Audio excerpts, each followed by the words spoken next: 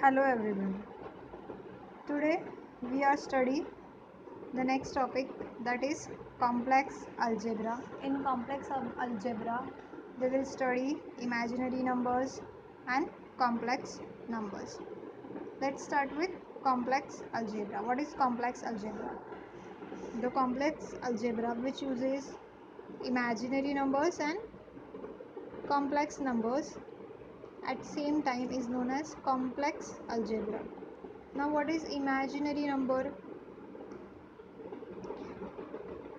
To allow for this hidden roots around 1800, the concept was proposed and is now accepted as an extension of the real number system. The symbol is used, j is equal to under root minus 1, and the j is called as an imaginary number. Complex numbers. The complex numbers have real part plus imaginary part.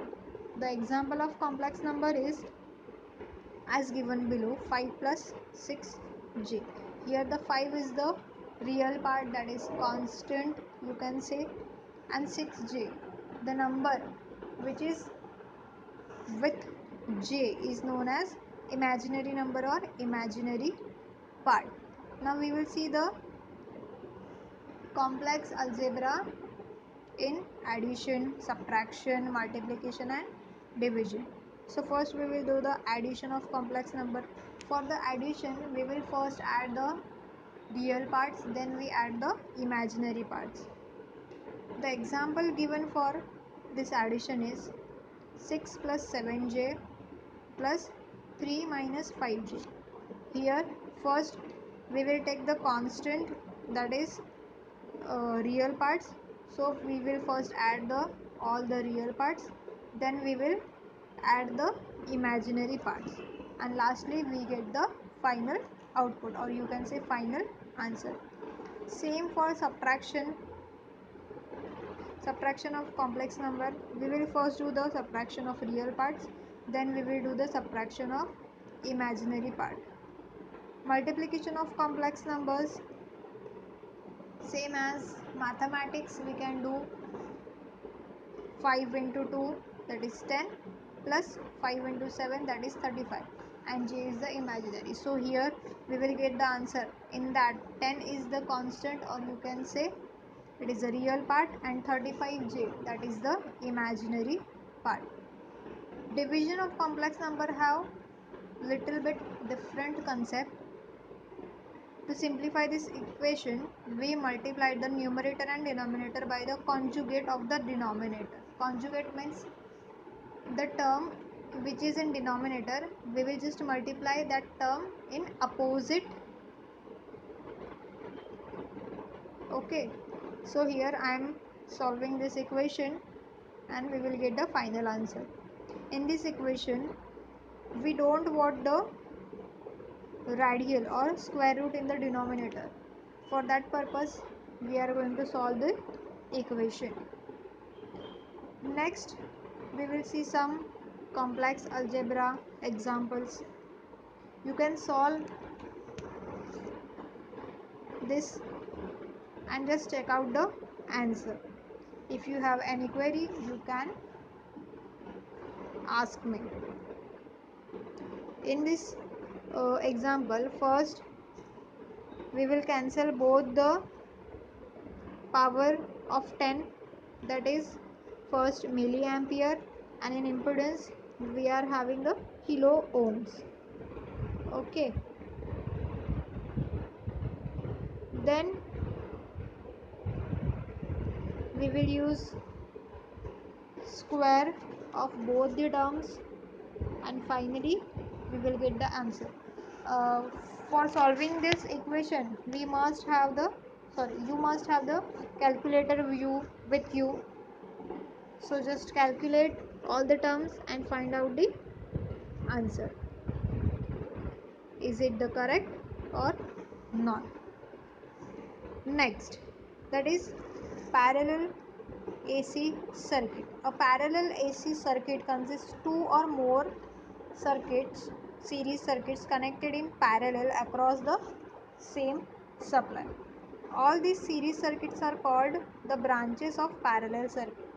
Depending upon the way in which R, L and C are connected, we have the variety of parallel AC circuit.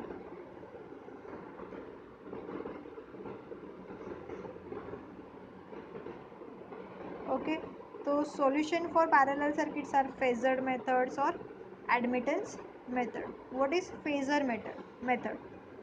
In this case, each branch of circuit is analyzed separately as a series circuit using the phasor diagram in the same manner which we have analyzed in circuit before first and second lecture, that is RL circuit, RC circuit, RLC series circuit. Okay. For example, if the total current drawn by particular parallel circuit to be calculated in the following procedure. If we have calculated the I, we have formula V upon Z, and to find out tan theta, we have X upon R.